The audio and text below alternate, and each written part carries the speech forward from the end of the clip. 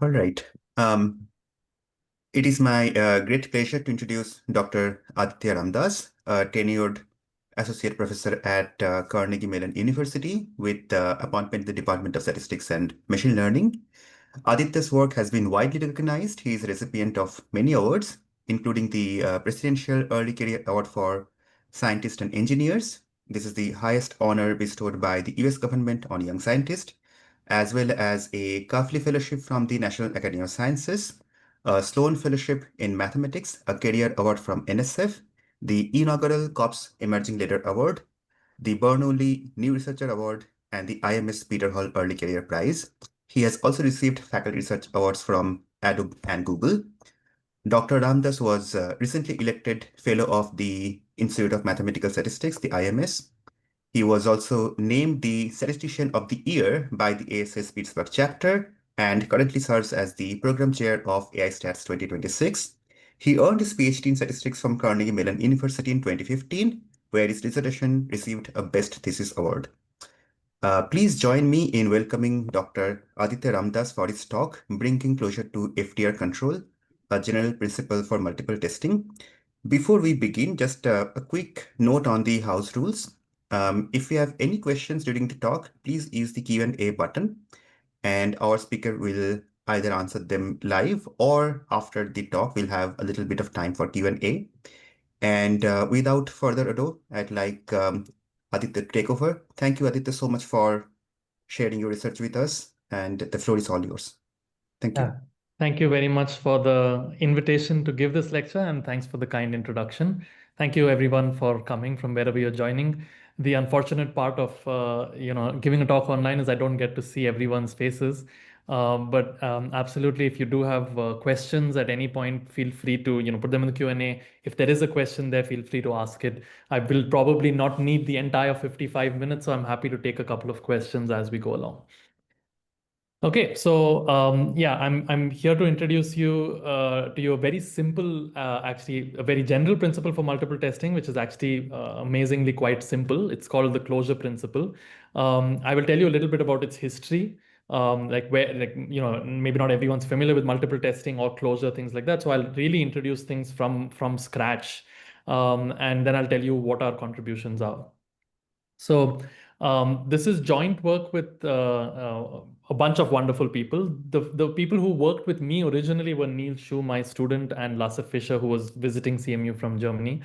And then coincidentally, a week after we put our paper on arXiv, another parallel group of Aldo Solari, Rian Heidi, and Jelle Guman also put up basically the same idea on arXiv. We contacted each other. We decided it was better to actually merge the two papers.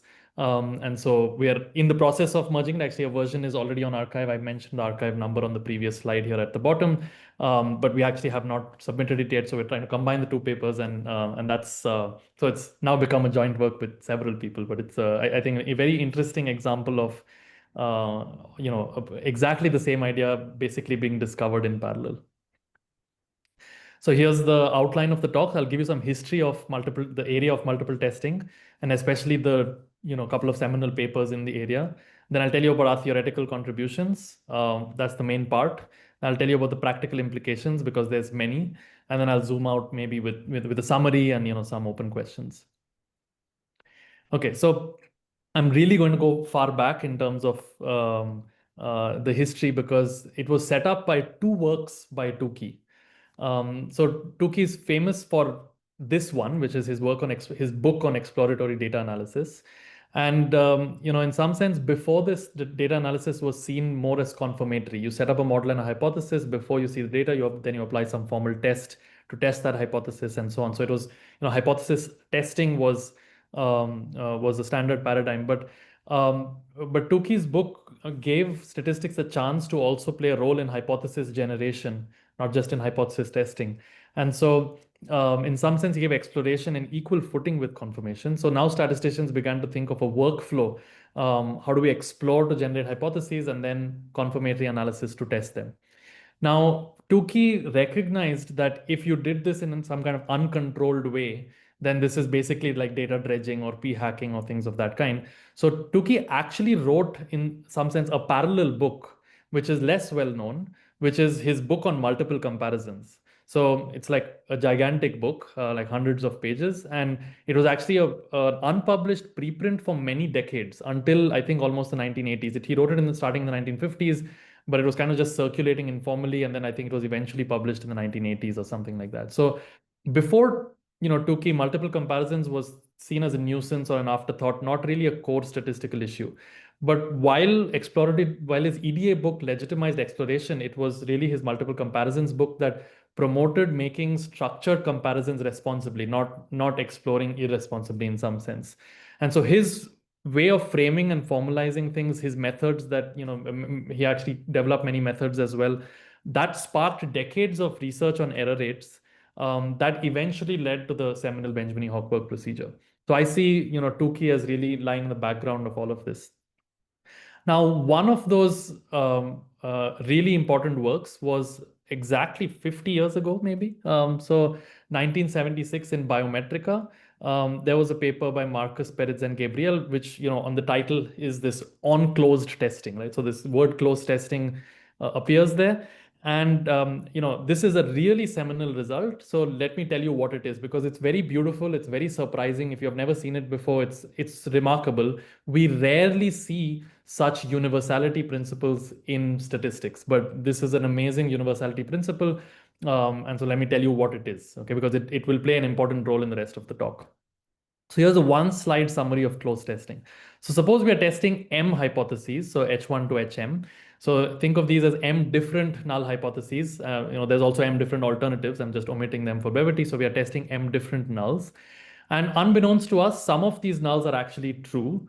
I'm going to denote those by script H naught, and that's some subset of M.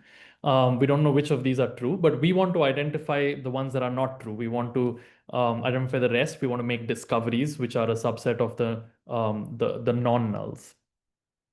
Now, suppose we want to control the family-wise error rate. And so the definition of the family-wise error rate is we want a rejection set R such that this property holds the probability that R intersection nulls is at least 1 is at most alpha. But in words, if there's something in your rejection set that is null, so R intersection H naught corresponds to a false discovery. Because it's null, you should not have found it, but yet you rejected it and proclaimed a discovery. So that's a false discovery. And so what this is saying is the probability of making at least one false discovery is at most alpha. So a contrapositive way of saying that is all my entire rejection set is correct with high probability. With probability 1 minus alpha, my entire rejection set is actually non-null. So it's a very strong form of error control. It's basically saying I've identified a very pure set of discoveries, that rejection set. Now, here's what closed testing is. It's a procedure that proceeds as follows.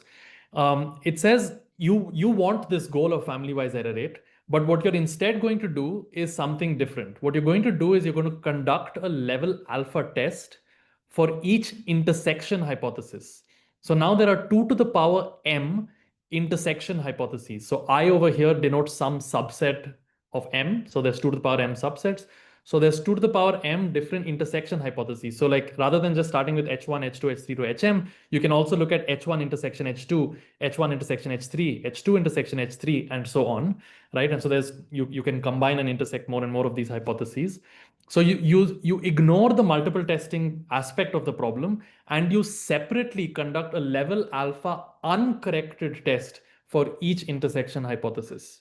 Okay, so it's like somehow you just forget the multiple testing aspect and just say, I'm going to conduct a separate 2 to the power m level alpha tests for these 2 to the power m different hypotheses.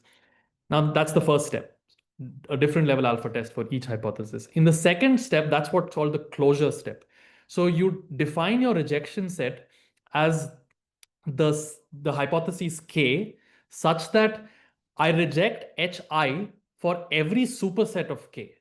So which means that I will reject the hypothesis H1 if the original first step rejected H1 and it rejected H1, H2 and it rejected H1, H2, H3 and it rejected H1, H3 and it rejected H1, H4 and every parent. So every set that contains 1, I should have rejected all of them.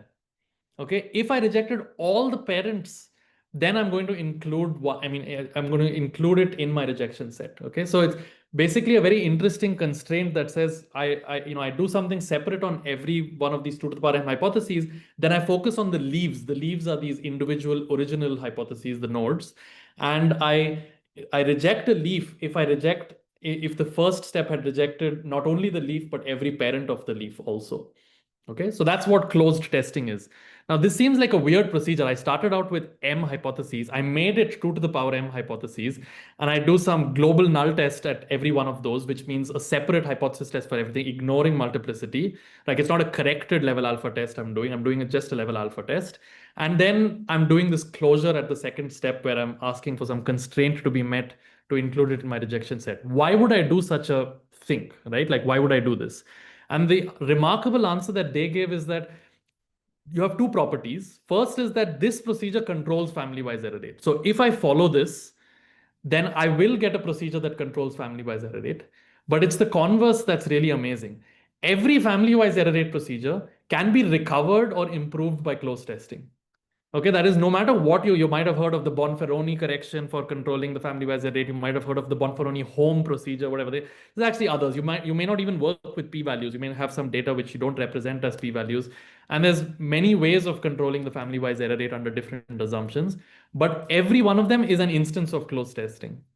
Okay, and different algorithms for controlling the family-wise error rate correspond to running different level alpha tests at these different intersection hypotheses.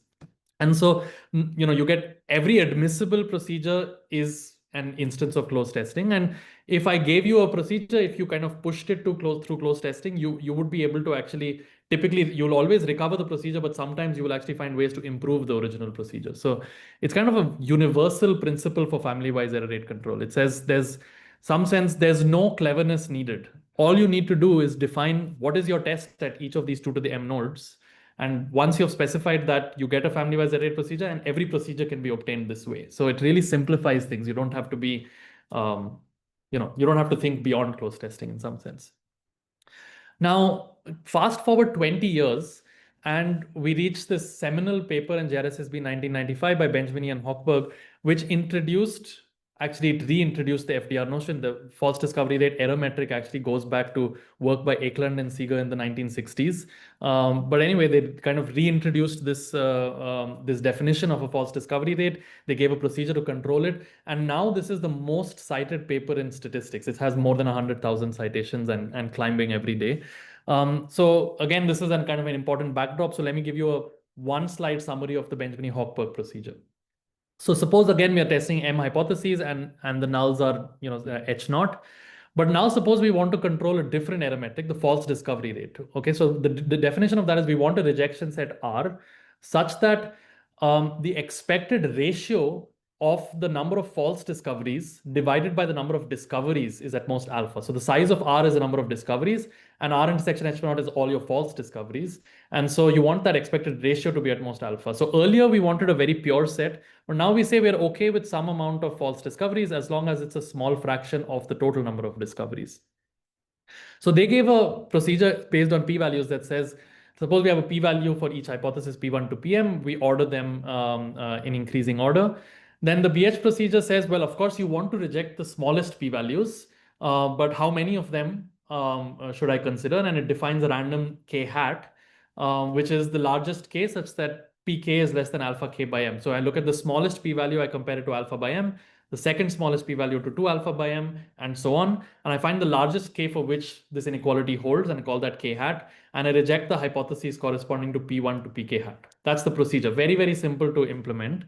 But the theorem that they proved was that initially they proved that if P1 to PM are independent, then the BH procedure controls the false discovery rate at level alpha. So again, seminal, the definition of FDR is important here. The procedure is important here. The theorem is important. All of those were the contributions of the 95 paper. But after the BH paper was published, hundreds of other methods were developed to control the FDR. Okay, so for example, people might say, well, I don't like the dependence assumptions of independence. Well, what if it's positively dependent? What if it's negatively dependent? What if it's arbitrarily dependent? So in each of these cases, actually, there's different procedures or different theory, at least, modifications of the original procedure that control FDR at level alpha. You might have different structural assumptions, like your hypotheses might be in groups, and might want to know, well, how do I take advantage of group structure to improve power? You might want to incorporate prior knowledge in other ways. Maybe there are prior studies based on which your current study can already have some non-uniform weighting of your prior probability in some sense of whether it's actually null or not. So you might want to weight these p-values in some way, things like that. There's many more. But there's no unifying theme or lens or fulcrum. Many new procedures that have come up, especially in the last 10 years, really seem magical. So, one of them, for example, knockoffs, has gotten a lot of attention over the last 10 years. It's a very interesting procedure. It's like extremely smart, it's clever. You're like, how did they come up with that kind of thing? It's like, it's beautiful. And the proof technique is completely different from the proof technique of the BH proof. There's another one called adapt, which is an interactive procedure. I mean, there's many more. They're just very creative, very interesting. So there has been an open question in this area for 30 years, which is there a version of the close testing principle which we saw for family-wise error rate control? Is there a version that applies for FDR control? Okay, like here's an ideal theorem that we would like to see, that somehow every FDR procedure can be recovered or improved by some version of or some generalization of close testing. Is such a thing true? Is this possible? And people have really thought about this because the earlier paper was 20 years old, and by then, like when FDR came out, the standard close testing principle of family-wise error rate control was super well like accepted to be like very fundamental in improving procedures. So people did look for such a close testing principle for FDR, and it's been open whether such a thing exists. And the question is, can we achieve such a theorem? And the answer in today's talk I'm going to tell you is yes, we can. That such a theorem is true, and that's what I'm going to tell you about. But the reason we didn't achieve it for 30 years in some sense is we were kind of looking for the wrong constructions, and the right construction uses e-values. Okay, and so in the rest of the talk, I'm going to tell you about what exactly is this e-closure, I'm going to call it the e-closure principle. And so I'll tell you what our theoretical contributions are, and then I'll tell you what we get out of it in practice. Like why should you care? And I think the reason you should care, like looking ahead, is we will improve many classical procedures that we did not know were improvable. Okay, so let me pause and see if there are any questions at this point. There is one question in the Q&A. Yep, go ahead if you can read it out. I Yep, can't see it. it says, is the close testing like a hierarchy principle? Is it like a hierarchical what? Like a hierarchy principle. Sorry, I'm missing the last word, hierarchical. Is it a hierarchy principle? Yeah, I mean, it is, yeah, there is a hierarchy involved because you're building a directed acyclic graph of the hypotheses where the leaf nodes are the individual hypotheses and parents are these intersection hypotheses and so on. But in some sense, yeah, so there is a hierarchy going on there in the background. But like the proof that it works is actually just one line long. Like, so if you want to know why does the close testing method control family-wise error rate, the proof is one line long. It's actually super transparent. I mean, it's not worth presenting during this talk. So you don't really need to like really fully think of things hierarchically, but for just to understand the closure principle, but there is a hierarchy in the background. Yeah. Thank you. Okay, so just moving ahead with our contribution. So the first ingredient to tell you about our procedures, I have to tell you about e-values. Okay, so not everyone's heard of e-values. So here's a one slide introduction of e-values. So if I'm testing a null hypothesis H, which could be a composite null hypothesis, an e-value is a non-negative random variable whose expected value is at most 1 under every distribution in the null.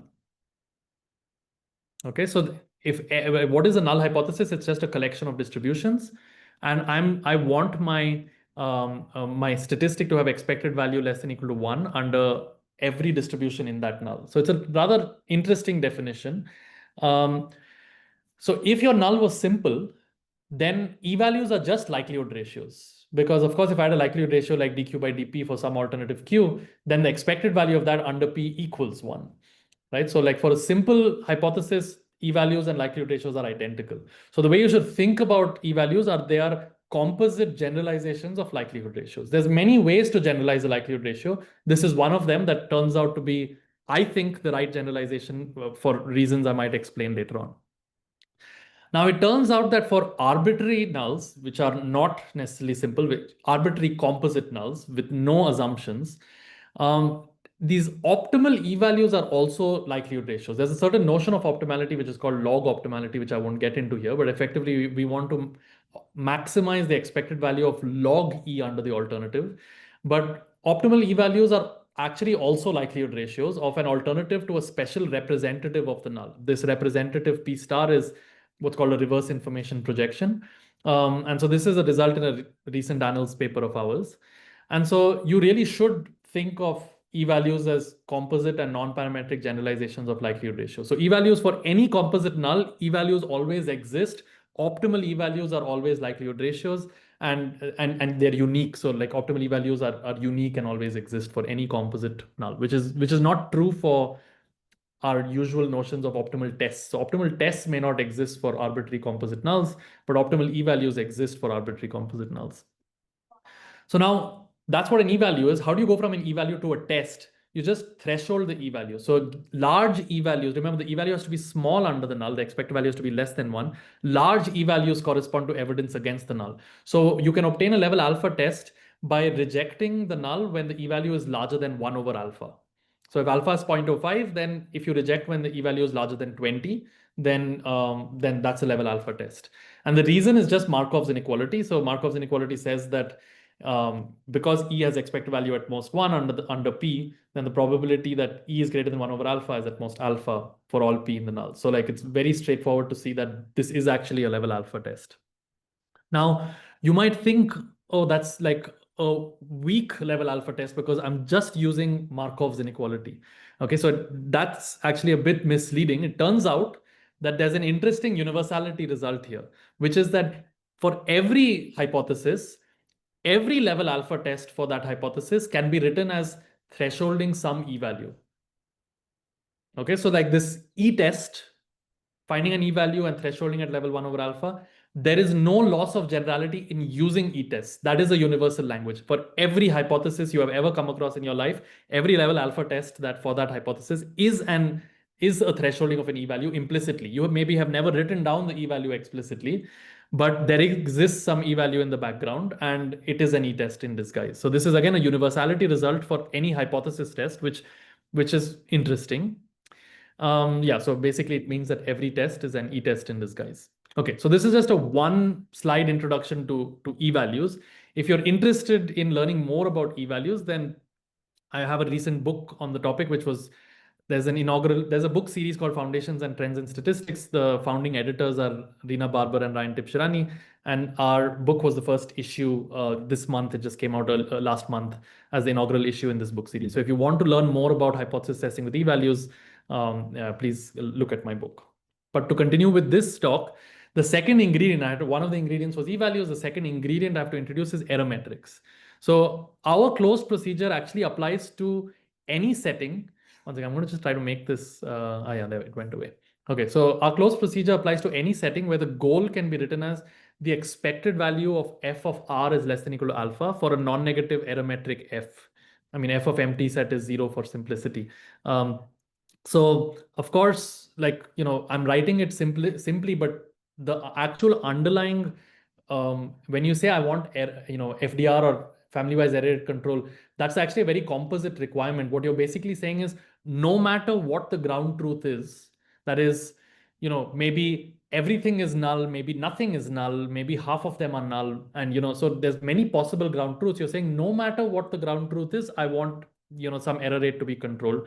So that really looks like, formally I'm specifying some statistical model M. I'm looking at all distributions P that are in M, and I'm asking for the expected value of f of r, where there is another term here, which is what are the nulls. So like, the error metric is usually a function of your rejection set R, and what are the nulls corresponding to that distribution P. So this set here could be, as I said, empty set, whole set, everything, anything in between. So this is really a composite requirement, but I'm going to like omit this more tedious notation here, and just you can think about it as just saying I want to keep the expected value of f of r less than alpha. Okay, so two examples that we have seen in the talk so far are false discovery rate, in which case this f of r and the nulls is is this. That's the false discovery proportion. And for the family-wise error rate, this function f is just this indicator function. Okay, but actually other examples include what's called the per family error rate, the false discovery exceedance. There's many multiple testing metrics, and our closure principle is going to address all of them in one go, right? So like we know of a family-wise error rate closure principle, and our theorem will generalize that. So when you specialize what I present to family-wise error rate control, you'll get the classical one, but you'll not just get it for FDR, you'll get it for every error metric at the same time. So it's really a one closure principle. You don't need a separate one for different error metrics. Okay, so here it is. This is the most important, slide of the talk. This is the e-closure principle. So again, the setting is I'm testing M hypotheses. The true nulls are H naught. Now here is a definition. Okay, I'm going to just like in the case of the classical closure principle, there were 2 to the power m tests. These were global null tests for each of the subsets intersection hypotheses. Now, instead of having 2 to the power m tests, I am going to have 2 to the power m e-values. Remember that there is like in some sense, a one-to-one relationship between tests and e-values. If I give you an e-value, you can construct a test from it. If I give you a test, there is an e-value hiding in the background. So I'm now going to write things down actually in terms of 2 to the power m e-values rather than 2 to the power m tests. That's somehow the right language. So I'm going to call this capital E a set of 2 to the power m e-values. I'm going to call it an e-collection if ES is an e-value whenever the null set equals S. So, in the classical closure principle, I had 2 to the power m tests, and each of those individual tests had to be valid only for that particular intersection null. It's the same, really a generalization of that. So, S is just some subset of M. So, if I look at E12, it has to be an e-value only when the null set is 1 and 2. So it's really testing the null that 1 and 2 are both null, H1 intersection H2. Essentially, that's what it's an e-value for. Okay, so that's just a definition. I have an e-collection. Now, given an e-collection, given some error metric f that you're interested in, and given some level alpha, I'm going to define this set, which is the candidate rejection sets. Okay. And now, as before, this is where the closure part comes in. I'm going to include a candidate rejection set R. So a candidate rejection set is a subset of the hypotheses. So it's in 2 to the power m, or I could have written it as it's a subset of M. So I can reject any subset of M hypotheses. So what is a reasonable set to reject? Okay, so what is a candidate set? I will include R in this set script R. I will include a set if this constraint is satisfied. Okay, and so this constraint said that the e-value for testing S is at least FRS by alpha for all S. Okay, so this is where the closure is happening, where to include a particular R, I'm going to check essentially you can also write this as every parent of R or things like that, but you should think of it as I can write it as just for all S. I'm going to do a check for all 2 to the power m sets S. S represents the things that could be the true nulls. I don't know what the set of true nulls are. Okay, I don't know what they are. So I'm going to do a check for all possible things that the true nulls could be. Okay, and no matter what the set of true nulls could be, I would like ES to be FRS by alpha. Okay, and just to recall, FRS in the case of FDR, this was just R intersection S by size of S. FRS is just a formula that's a function of the two sets R and S. R is the set that I'm considering calling my set of discoveries. S is a potential set of true nulls. Okay, and I'm going to call a set R as a candidate rejection set if this constraint is met for all possible S. Okay, so that's it. Here is the main theorem. A multiple testing procedure R controls an error rate F at level alpha if and only if there exists some e-collection E such that the rejection set R is contained in this set script R. Okay, so let's unpack this a little bit. Let's go both ways.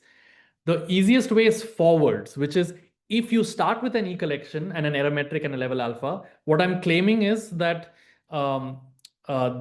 any set in script R actually controls the error rate F at level alpha. So this is the backwards direction. If I start with an E collection and you pick any set R in this, then you're going to get something which is controlling error rate R at level alpha, error rate F at level alpha. Okay, you start with an E collection and choose any R, it controls the error rate. Now the reverse is also true. That's the remarkable part, which is that you start with your own multiple testing procedure, which is remarkably clever. Maybe it's knockoffs, maybe it's adapt, maybe it's something else, maybe it's BH, anything. Any multiple testing procedure that controls an error rate level alpha, it must mean that in the background, there is some E collection E, such that if I formed this set script R using that E, then your procedure that, your set that you proclaimed controlled FDR, that was actually in my script R. Such an E collection actually exists. So it's if and only if. This is a universal characterization of every FDR procedure or every procedure for any error metric. Okay, so two remarks. So actually eClosure doesn't just, I kept calling this candidate rejections. It actually doesn't return just one rejection set.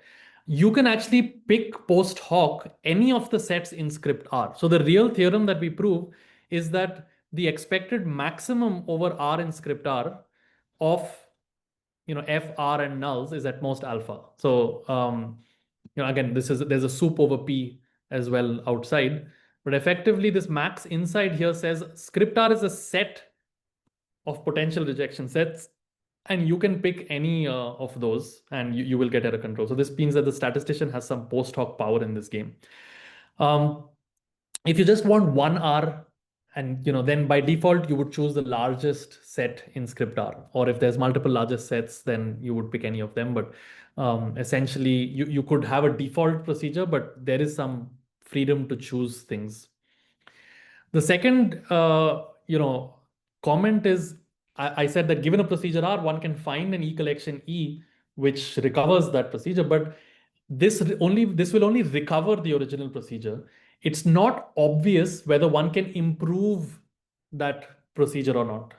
Okay, and so essentially the way to improve procedures is to examine the E collection that you get and look for E values that are conservative, which means their expected value is actually less than 1, and improve them so that their expected value equals 1 under the null, or is at least less than equal to 1 under the null, at least in the worst case equal to 1.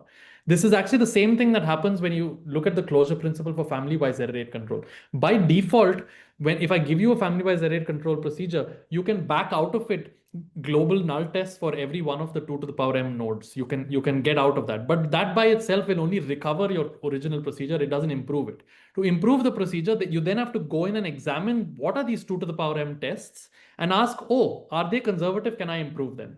And sometimes you can improve them and you get out, close testing will give you out a better procedure. So this is what happens when you input Bonferroni.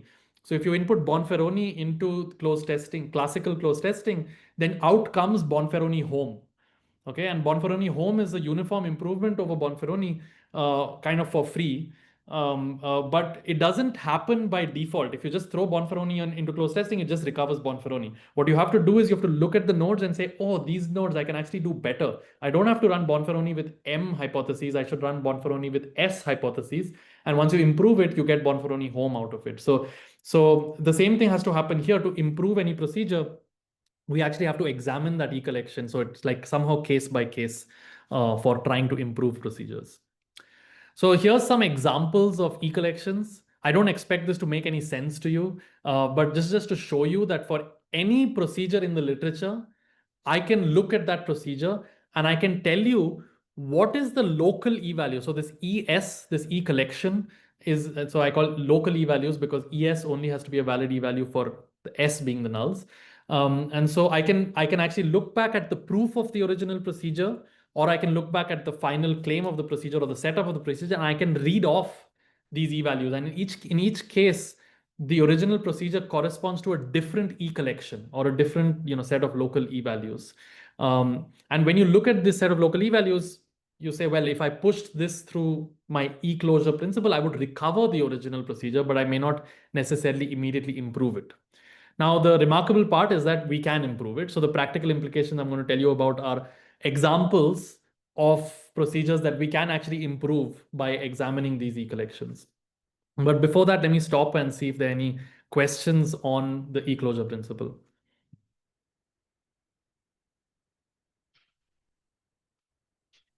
Yes, so there's a few questions in the Q&A. Let me read them one by one. Sure. The first one is, what is the interpretation of e-values like we have for p-value? Yeah, I mean, the how do you interpret a p-value? You just interpret by saying, well, a smaller p-value is more evidence against the null, right? That's the interpretation. And here, a larger e-value is more evidence against the null. Now, the probabilistic thing that you state about a p-value is the probability that the p-value is less than alpha is less than equal to alpha. So it's stochastically smaller than uniform. But over here, an e-value, rather than being a probability constraint, is an expectation constraint. So it really is basically saying like over here, like the definition of a p-value would be a non-negative, a statistic is a p-value if it's stochastically larger than uniform under the null. And here I'm saying a statistic is an e-value if its expectation is at most one under the null. So it's like a different statistic with a different defining property. And there's ways to move, the book talks about ways to move between e-values and p-values. But it turns out that, I'll get to this later again, that e-values have some remarkable universality properties, which are interesting to exploit. So for example, optimal e-values always exist and are unique for any composite non-parametric null. The null hypothesis doesn't have to be compact or convex or anything or have reference measures. Like it's like a remarkably general result in the annals paper about optimal e-values always existing and being unique. And this theorem that I said that every test is an e-test in disguise. So essentially, like these are two nice features, but another nice feature which you saw in multiple testing is that the e-closure principle is really a universal principle for every multiple testing error metric and recovers the original family-wise error rate one. So somehow, like it's a different statistic compared to a p-value with a different defining property, but this defining property seems to be very powerful. And we are only in the infancy of trying to examine why are we getting such power from it? And why is this like an interesting definition and stuff like that? Yeah, We have six more questions. Okay. sure, sure. Next question is also by an anonymous attendee. It's, can these e-values be compound e-values? Yes. Um, so in the that's a great question, and in the paper we explicitly discuss compound e-values. So compound e-values for those who want to understand the question are instead of having a constraint on each on each hypothesis the expected value is less than one. If I give you a multiple hypotheses, I don't need the expected value to be less than one for every one of them, but only the average expected value to be less than one. So in some sense, the expected value could be greater than one for some and less than one for some, as long as the average over all the hypotheses is less than one. And so that's what a compound e-value is. It has interesting intimate connections to empirical Bayes, which is where, and compound decision theory, which is where the name compound e-value comes from. And yes, so like the e-closure principle also applies to, it could be using like, an EBH procedure with compound e-values in the background. So they could be, but if you're particularly asking about in the in this E collection, they have to be E values, not compound. In this particular step, ES is a single E value because I'm testing a single null hypothesis. That is H naught is S, or in the intersection, or H1, HI for I and S. So it's really one hypothesis that I'm testing. So the ES has to be an E value for that hypothesis. But there is a connection to compound E values. Yes. All right. The next question is, can this E principle be extended to any other mathematical metric? Do we need any conditions to be imposed on an arbitrary error metric F? No, we this was for any error metric, and I mean, it has to be non-negative, and it has to have, when I reject the empty set, like F is like an error metric. So if I don't reject anything, then I don't make any errors. So the only two conditions we needed were F of empty set is empty set, and like the first argument is empty, then it's zero, and F is non-negative. So we don't really need any conditions. So it really applies for a very large class of error metrics. But currently it is just for multiple testing. I'm not sure if one can further extend it to other settings beyond multiple testing. But within multiple testing, I think it's pretty comprehensive. Cool. Next question is from Arjit Pine. He's asking, how is the decision rule for E value determined? Which decision? Uh, Yeah, I guess it's yeah, I'm not sure what the question is. This is the rule is over here. Like, I mean, an e value this has to be an expected value this statistic needs to have expected value at most 1 if S was a true null. So each of these has to be a bona fide E value. But once you do that, the closure principle says these are the thresholds. Remember, for us testing a single hypothesis, I only had 1 over alpha as the threshold. Okay, so if I just wanted to reject S, then I would have set 1 over alpha as the threshold. But what this is saying is that if I set FRS by alpha and I check for all S, then I am allowed to reject R. Like the R is my candidate rejection set, it's a subset, and that controls the error metric F. So it's really a generalization of the 1 over alpha rule for a single hypothesis to multiple testing. When can I reject multiple hypotheses? Next question is by Muhammad Kazi, and he's asking, does the closed testing framework work for UMP test and also for tests which satisfy the Carlin-Rubin conditions? And for the if and only if theorem on the E collection, within brackets, the E closure principle, is that E collection unique? Oh, so two separate questions. The Yeah. e-collection is not necessarily unique. There could be more than one that recovers the same procedure, which is that's fine. So it's not unique.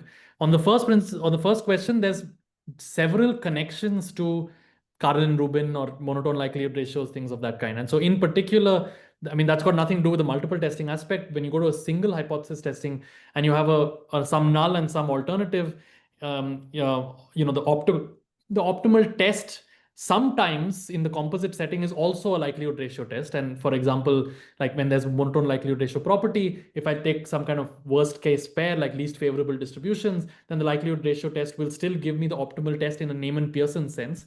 And remarkably, that same likelihood ratio is also optimal in the log optimal sense. So for a different error metric called log optimality, it's still the optimal test. So somehow, in cases where the classical principles apply, that you have Neyman-Pearson type optimality and you have uniformly most powerful test, then the optimal test and the optimal e-value are in strong match. The optimal test is based on likelihood ratio, and the optimal e-value is the same likelihood ratio. But in the remarkable thing is, even when there is no uniformly most powerful test for composite nulls in general in the Neyman-Pearson setting, there is still a log optimal e-value in our setting. So like it's a more general notion of optimality that holds more generally. But when you restrict attention to cases where classical notions of optimality do exist, then these two actually match. So that has to be proved, but that has been proved. Yeah. Great. Next question is from Jennifer Clark. And Jennifer is asking, if we have a family of candidate rejection sets, how does this relate to identifiability of the selected model? Does improvement of R lead to identifiability? Yeah, so as I mentioned over here, if like often we think about multiple testing procedures as they input us, like a data or a set of p-values or something of that kind, and they output a single set R. But it turns out that for free, like without requiring anything extra, you don't get just one set R, but you get many sets. And the statistician can actually choose post hoc which of those sets they want to reject. That's actually interesting. If you don't want this power, you can just pick the largest set in R. Actually, I'm pretty sure we can prove that the largest set in script R is unique.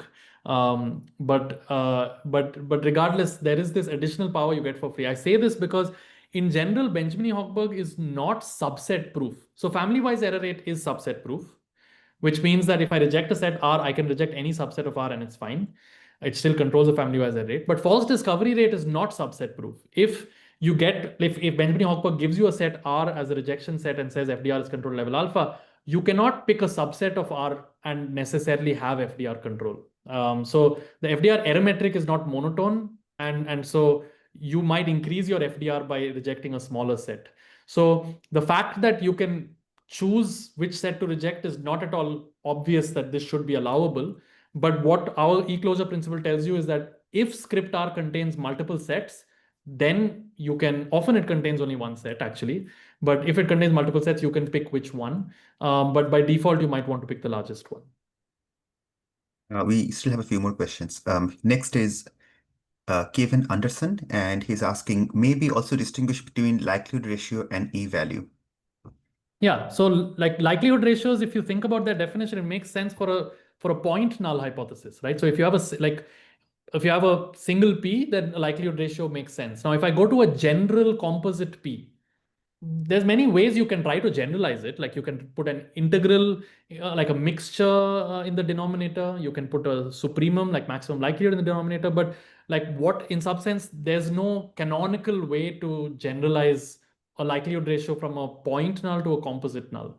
And it turns out that the way that we propose to do things is to meet the definition that the expected value is less than one under all P in script H. This is a generalization of likelihood ratios to composite nulls. Because if I have a single null, then this definition effectively I can meet with equality, and that'll just be a likelihood ratio. So, but this definition really makes sense for any composite non-parametric null. And the remarkable thing is that this definition doesn't constrain you in any way. Like the tool, this statistic always exists, optimal e-values exist, they're unique, and every test can be written as a function of them. So this is a generalization of likelihood ratios, which has some interesting properties. Next question is from Olokesh Manna, and the question is there any relationship between Bayesian hypothesis testing and e-values? Yes, there are relationships. So sometimes the log optimal e-value is a Bayes factor. So basically, in the Bayes factor lands, the thing you would do is you would put a prior over the null and a prior over the alternative, and you would look at the likelihood ratio of those mixtures. But in the Bayesian land, which prior you pick is subjective and it's completely up to you. It turns out effectively what's going on here is that, at least for the denominator, if the numerator was also composite, you could put a mixture over the numerator. But in the denominator, it turns out effectively that there is a special prior. There is a unique prior you can put in the denominator such that this likelihood ratio is not just a Bayes factor, it's also an e-value. Remember that this constraint is a frequentist constraint in the sense that I'm not requiring this to hold on average over P as drawn from your prior over the null. I'm requiring it to hold separately for every null, right? So this is like soup over P in my null. I would like this constraint to hold. But it turns out that there is a unique mixture that actually is an e-value. There is a unique mixture such that the resulting Bayes factor is actually also an e-value. And so so there is some interesting connection to Bayes factors, and our book does discuss it. Next question is anonymous, and it is what motivates you to that particular candidate rejection sets? Oh, this is yeah.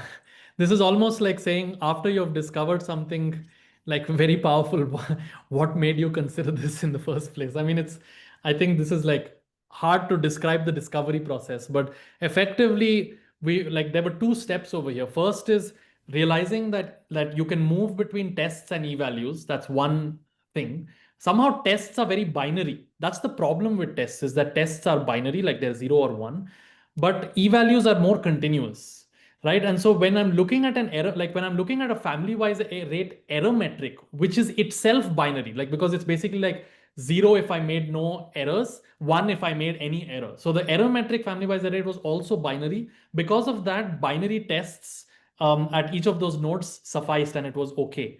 But going to error metrics that are continuous, like the false discovery proportion, which it takes kind of any values between 0 and 1, things like that, it kind of made sense to move away from kind of binary tests and move to something that was more a continuous representation of tests, which is what effectively these e-values are. And so that's what made us first move from tests to e-values.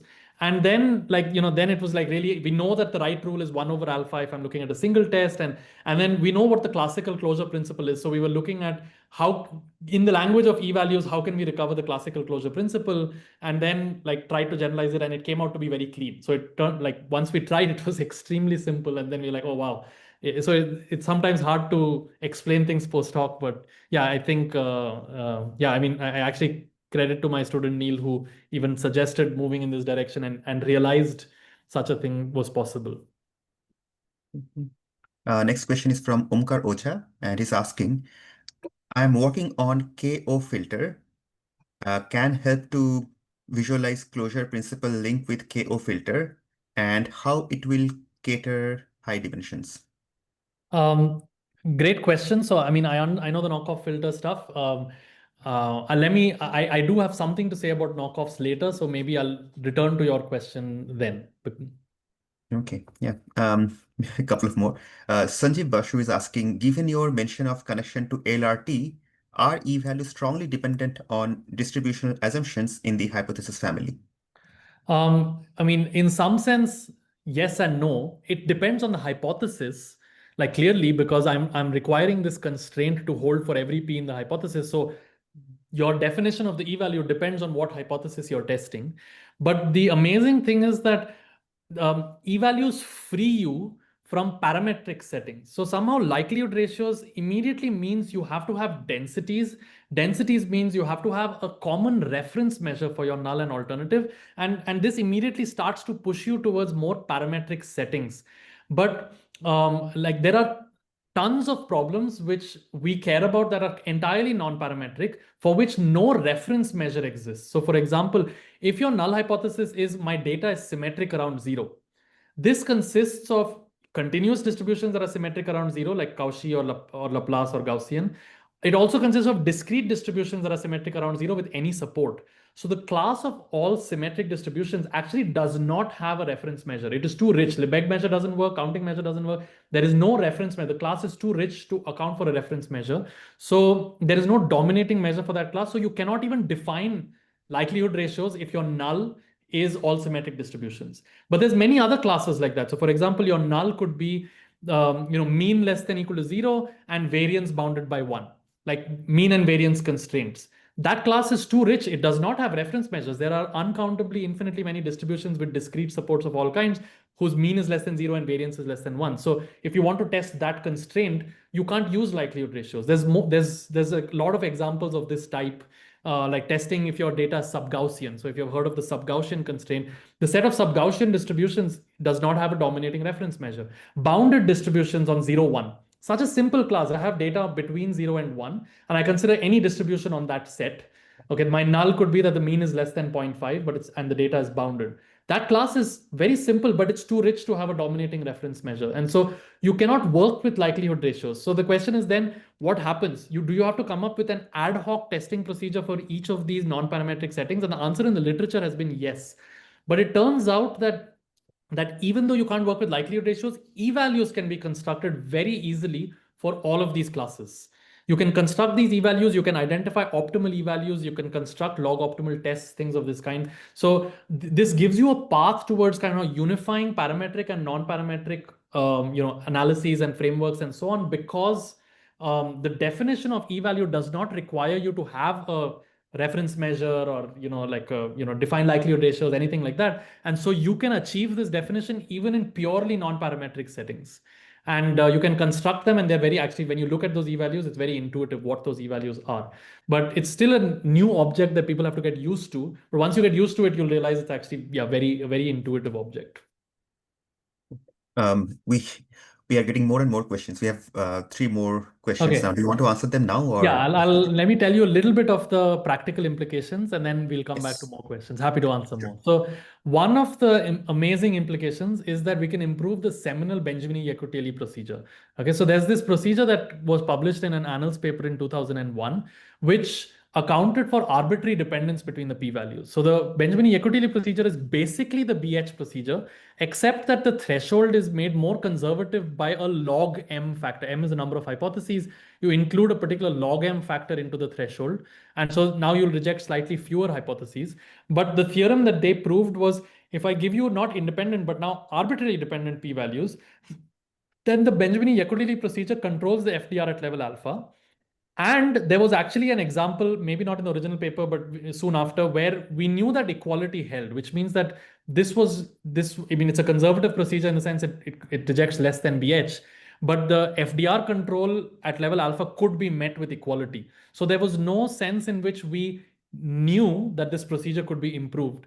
But here is how you improve it. What you do is you extract the E collection that is underlying this procedure. Then actually you improve that e-collection. So you go to each of the e-values and you say, oh, actually, this is not a good e-value for this local test. I can improve it. And then you run e-closure with that improved e-collection. Okay. And actually, it turns out we can do this in it's not this, the original procedure is m log m time, but we have a shortcut for doing this in m cube time. And it doesn't, in the worst case, it's 2 to the power m time for any closure principle. But often because of symmetries in the structure of the problem, you can reduce it to quadratic or cubic time. And so we have a shortcut that takes cubic time. And the theorem is that this closed BY procedure strictly dominates the original BY procedure on every instance. This is not in expectation or high probability claim. Instance by instance, it makes at least as many discoveries and typically strictly more. So on typical instances, it makes strictly more, but I mean, there are corner cases where it will make the same number of discoveries, but the same guarantee holds that the FDR control is still holding at level alpha. So I think it's surprising that it was unclear that any improvement was possible. Basically, Benjamini-Equatelli is inadmissible. It's strictly inadmissible. There's a way to just improve statistical power for free. Okay. So here's a visualization of that. I mean, it's hard to visualize because it's an M cubic procedure. Like, where are you improving things? So here's just one example to show you where we have 20 hypotheses and alpha is 0.05. Below this black line, Benjamini-Equatelli makes some rejections. But above this black line, Benjamini-Equatelli makes no rejections. Okay. And this blue region, so I'm employing p-values by the rank of the p-values. These are sorted p-values and these are the values. And the blue region is an example, is any organization of p-values in the blue region leads to closed BY having rejecting 7 hypotheses, but BY rejecting nothing. And if you look at the red region, that any p-value lying inside that red region, closed BY rejects 19 hypotheses, but BY rejects none. So these are just two of them. We can produce one for every number. Like when do we reject at least 1 or 2 or 3 and so on. But I mean, if you look at this region, it's pretty large. I mean, this is a huge region where BY rejects nothing and we reject lots of things, like 19 things. That's the red region. So it's quite a large region visually. And if you, another way of looking at this is to just rerun the closed BY procedure on old data sets for which BY had been run. So we just went back and looked at many different papers in which they had run BY on many different data sets. And you can look at the improvement that closed BY gives over BY at alpha equal to 0.25 or 0.1. And you'll see significant improvements across the board, meaning the point is that you get these improvements for free. By for free, I mean you have some computational effort, but this is a minor computational effort compared to training a deep net or something like that, right? So like we're paying some polynomial price, but in the end, you get more statistical power. You can also improve something called the EBH procedure. I won't maybe tell you about this in great detail, but there was a version of the BH procedure that used E values instead of P values.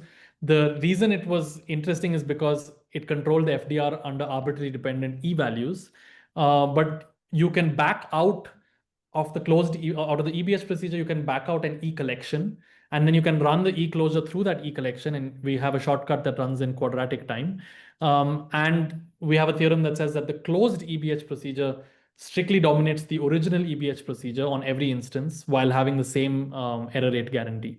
And again, we went back to the original paper, which had run the EBH procedure on some cryptocurrency, like looking at which cryptocurrencies significantly outperformed the market and things like that, and examining different strategies for trading those cryptocurrencies, and do they beat the market and so on. And so we looked at the difference between the original paper had already done this analysis with EBH. So the first column is already in the original paper. And the second column is, well, what if we run the closed EBH on the same data, on the same method, everything. And we basically see that you get quite significant power improvements. I mean, again, for free. Instead of being linear time, now it's quadratic time, but you get pretty big power improvements. Okay, and so as I said, I'll say something about knockoffs, but we're able to show that for the knockoffs procedure, that the candidate set script R does not contain any set that is a superset of knockoffs. And so you do not get a power improvement of knockoffs. You can prove that, like, at least we couldn't get. So remember, like, you have to look at, there's many ways of constructing E collections, and you have to look at, can I improve those E collections? So we were not able to find a way to improve those E collections that leads to anything, anything better. And so, yeah, maybe that's, I know I'm approaching time. So those are the few comments I wanted to make. Maybe to zoom out, here's the summary. We presented a unified closure principle encompassing most common error metrics. This directly led to improvements in power in some procedures and improvements in simultaneity in other senses. These improvements can be quite significant in practice, but come at a relatively small polynomial computation cost. And I think a major open question is to improve the Benjamini-Hochberg procedure. So we tried and we failed. We do not know that BH is unimprovable. I mean, there's actually something called a minimally adaptive BH, which improves BH, but effectively, we don't really know if BH is admissible or not. This is an open problem. And I think we're very close to answering that open problem because now we have a characterization of all admissible procedures. And so now the question is BH admissible or not? I think I mean, given how, if you can improve the Benjamini-Hochberg procedure, you have 100,000 citations coming your way in the next 30 years. So I think this is a pretty nice open question. I think people should think about it. Other things in the paper, we have post hoc choice of the error control F. I didn't talk about it, but actually you can even choose which error metric you want to control post hoc, FDR or family-wise error rate. You can actually choose the level alpha post hoc. You don't have to choose 0.05 or 0.1 in advance. So check out the paper if you're interested in these things. And there's many orthogonal improvements to procedures, and all of them can be incorporated into the e-closure principle. Anyway, and there's other procedures that I didn't mention them, but Wei Ji Su had a procedure. We can improve that for free and so on. And yeah, we will release an R package soon enough. And maybe I'll just stop there and see if there are any more questions. Thank you, Aditya. I'll pass control to Nilanjan, who is going to moderate the next remaining questions and also give a lot of thanks. Thank you. One question that I see is, it says, it's from an anonymous attendee who's saying, "Sir, could you please explain the difference between FDR and FWER?" I think that's a very loaded question. So. Yeah, I mean, family-wise error rate is a very stringent error metric. Effectively, it's saying that the rejection set has to be pure. Everything in there has to be non-null with probability 1 minus alpha. While FDR is a very forgiving error metric. It says, I'm okay if you make some false discoveries as long as it's a small fraction of the total number of discoveries. So if you make 100 discoveries, it's okay if 5 of them are false. If you make 1,000 discoveries, it's okay if 50 of them are false, in expectations, So, but for family-wise error rate, it's like, well, I'm okay if you make only 10 discoveries, but all of them must be true. Like with high probability, all of them must be really genuine non-nulls. And so typically family-wise error rate procedures, you'll identify a much smaller set, but a purer set. And with FDR, you'll identify a larger set, but which is slightly impure. And so which of these you want to choose is really up to the scientist, am I doing a more exploratory or more confirmatory analysis, things like that. But people use both in practice, and it is of interest to develop procedures and principles that can address both. And not just those, but there's others like false discovery exceedance, because you don't care only about the expected value of the false discovery proportion, but also its tail behavior, things like that. So there's many error metrics that people have considered, and this principle applies to all of them. Thanks. The next question that we have is from Rohit Kanrar, who's saying, is it feasible to extend e-values in e-processes for semi-parametric problems? Yes, you can construct e-values and e-processes for semi-parametric problems, absolutely. The closest I can point you to is this annals paper from last year that we wrote, which is titled Time Uniform Central Limit Theory and Asymptotic Confidence Sequences. So in that paper, instead of thinking in terms of testing, we cast it in terms of estimation. Remember, estimation and testing are dual problems. But in terms of estimation, we show how to construct asymptotic confidence sequences for arbitrary semi-parametric problems that have some kind of asymptotically linear form. So like in classical semi-parametric settings, when you use the central limit theorem to form confidence intervals, we're able to now use time uniform central limit theory to construct confidence sequences. Now, in the background of this is the testing problem for which you are effectively constructing e-values or e-processes. So yeah, so you can do this for semi-parametric problems as well. And that's maybe one reference I can point you to. The next question that we have is, what is the log optimal e-value for Rn derivatives that do not exist? I think random Nicodim derivatives. Yeah, so I think you're referring to this result over here. It turns out that even if you don't have a dominating reference measure, if you have an alternative, there is some kind of unique representative of the null. There is some P star. You should think about it as the representative of the null hypothesis, which actually is absolutely continuous with respect to Q, and dq by dp star is defined. So while you cannot define dq by dp for arbitrary P in the null, there is a unique P star for which dq by dp star is well defined, and that likelihood ratio is an e-value for the entire class. It is a composite e-value in this sense, meaning that dq by dp star has expected value less than 1 for every P in the null. So it's a very unique likelihood ratio. It's an e-value for the whole null. And it is actually the closest in KL divergence to Q. So what it is, this P star is actually, it's the closest element in KL divergence. There's some subtleties there as to how do you prove these types of things when you don't have reference measures in the first place. And that's what the paper is about. It's actually about a duality theory. Instead of dealing with things in the P scale, which is in the set of distributions, you actually, the dual space is actually the E scale. So what, if you think about why do E-values, why are they so fundamental? The reason they're so fundamental is actually a notion of geometric duality, which is instead of working with sets of distributions, you can work in what's called the polar space. And the polar space of a set of distributions is actually the set of E variables. And so, and that's why E variables always exist. Like whether they're hiding in the background, because every time you specify a set of distributions, every time you specify a statistical model, in the background, a dual space exists, and whether you choose to acknowledge it and use it is a different matter. But it exists, and it's uniquely defined, and it's very clean to work there often. And so just like in convex optimization, we get a lot of power out of understanding duality and exploiting duality. You should think of the study of e-values as effectively being understanding duals to the set of distributions and establishing this duality theory, where sometimes it's easier to work analytically in the set of e-values rather than in the set of distributions, especially when the set of distributions doesn't have a common reference measure. Then it might be hard to get a handle on things in that class. So you move to the dual and you work with things there. So that's what's effectively going on in that analysis paper. We have another question which says, can this closure principle also help improve the EPBH procedure? We don't know. So there's too many procedures somehow in the literature for us to go somehow one by one and check, because what you have to do to try is to write the original procedure in the language of e-closure, that is back out the e-collection, then examine the e-collection and see if you can improve it. And then, so you have to do this case by case. It should be done, but each person in the community cares about a different procedure that they might want to improve. And so we looked at a few. We did not look yet at EPBH. I don't know if EPBH is improvable or not by default. So I guess if you were using e-values within EPBH, it is improvable. That would be my guess. If you were using compound e-values within EPBH, my guess is it's not improvable. So that would be my initial intuition.